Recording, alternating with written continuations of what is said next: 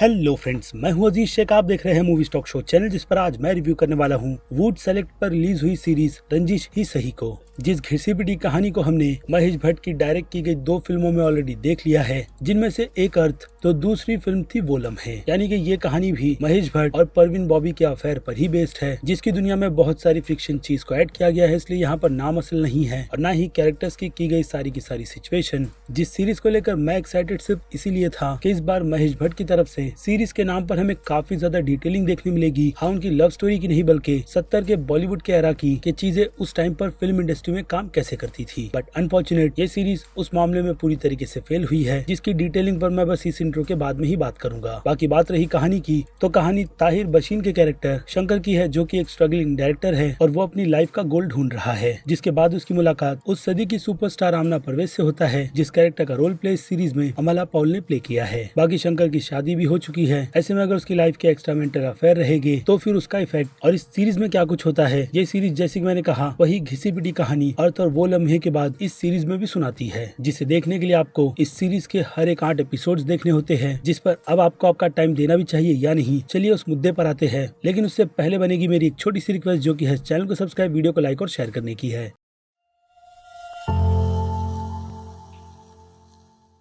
So friends, तो इस series को लेकर जो भी मेरा इंटरेस्ट था उस बारे में मैंने आपको इंट्रो के पहले ही बता दिया है। बाकी बची इस सीरीज की तारीफ तो वह एक्टर्स की परफॉर्मेंस के लिए तो बनती ही है, और साथ ही साथ इसके सेट डिजाइनिंग से लेकर कॉस्ट्यूम डिजाइनिंग की भी, जिस पर अच्छा खासा काम किया गया है। और इसी कारण से ये सीरीज हमें 70s के दौर की लगती है, जिस पर मैं कई सारे ऐसे कंटेंट देखना चाहता हूँ। लेकिन इस तरीके का कंटेंट बिल्कुल भी नहीं, जो सिवाय आपको डिसअपॉइंट करने के अलावा और कुछ नहीं करता। क्योंकि ऑलरेडी इस तरीके की कहानी हम बॉलीवुड में कई सारी फिल्मों में देख चुके हैं, जिस पर अगर अच्छा स्टैंड लेकर एक सीरीज बनाने की कोशिश की जा रही थी, हालांकि वो बन चुकी है, तो उसमें पेस्टिंग के इश्यू को साइड में रखकर एक बहुत ही अच्छा कंटेंट क्रिएट किया जा सकता था, जो सॉरी टू से ये सीरीज बिल्कुल भी नहीं। और अगर इस सीरीज को मैं सिंपली बोर कहूँ तो ये बात भी गलत नहीं होगी, जिसमें मेरे लिए तो नया देखने के लिए कुछ भी नहीं था, लिटरली कुछ भी नहीं। वही पुरानी घिसी पिटी कहानी फिर से महेश भट्ट की ही जुबानी सुनने मिली है कि उनकी लाइफ में 2 प्यार को लेकर चल क्या रहा था। हालांकि अगर स्ट्रगल दिखाया जाता, जिस पर यह सीरीज बात ही नहीं करती और बेमतलब की बेकार सी स्टोरी हमें दिखाती है, तो उससे तो डिसअपॉइंटमेंट होगी ही। क्योंकि अगर किसी भी कंटेंट की शुरुआत शुरू से की जाती है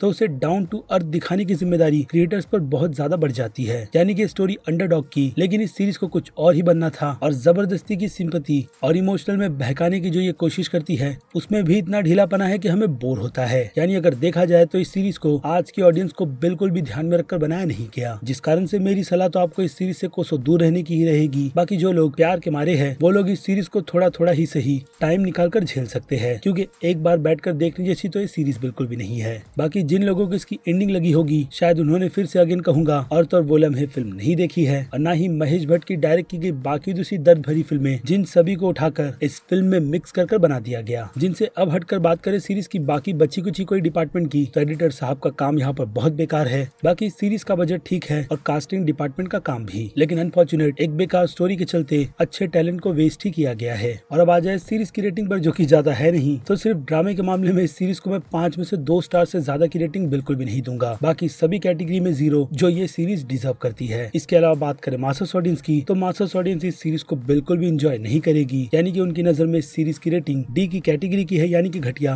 क्रिटिक्स को इस सीरीज पर बहुत ही ज्यादा प्यार आ रहा है, जिसके चलते उनके नजर में इस सीरीज की रेटिंग है B+ की, जिनसे बिल्कुल भी सहमत ना होते हुए मैं इस सीरीज को मास्टर्स ऑडियंस की तरह डी की कैटेगरी में रखूंगा। एक्सपीरियंस मैंने आपके साथ में शेयर कर दिया है इस सीरीज को लेकर, बाकी मर्जी आपकी है, क्योंकि ये मेरा पर्सनल ओपिनियन है वुड सेलेक्ट की सीरीज रंजिश ही सही को लेकर, जिस बारे में आप मुझे अब कमेंट करके बता सकते हैं, यानी कि अपनी राय, वो भी काफी खुलकर। बाकी अब वक्त है वीडियो को यहीं पर खत्म करने का। मैं हूं अजीज शेख, आप देख रहे थे मूवी स्टॉक चैनल, जिसे अगर आपने अभी तक सब्सक्राइब नहीं किया है तो सब्सक्राइब कर लीजिए और बगल में बने हुए इस बेल आइकन के साथ साथ नोटिफिकेशन को भी ऑल पर क्लिक कर दीजिएगा। और इसके अलावा अगर आप मुझे फॉलो मेरे इंस्टाग्राम, ट्विटर, फेसबुक और टेलीग्राम के ग्रुप में नहीं करते तो वहाँ पर भी कर लो, जहाँ पर फिल्मों से रिलेटेड डिस्कशन होते रहते हैं। बाकी मैं मिलता हूँ जल्दी आपसे दूसरी किसी सीरीज या फिर फिल्म के टॉपिक पर बात करते हुए। तब तक के लिए आप मेरे चैनल के बाकी दूसरे वीडियोस को भी एंजॉय कीजिए। Till then, bye.